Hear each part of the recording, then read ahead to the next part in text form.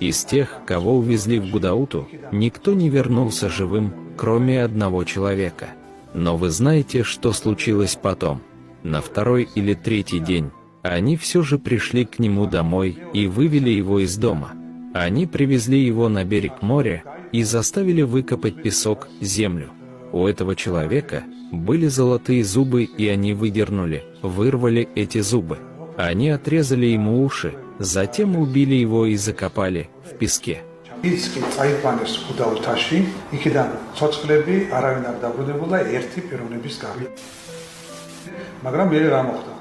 მეორე თუ მესამე დღეს მიადგნენ ბინაზე სახში, გაიყვანეს სვის პირას, გაათხრენეს სილა მიწავი სვის პირზე, ოქროს კილები გონია დააწვეს, ყურები დააჭრეს, მოკლეს და იმაში ჩამარხეს.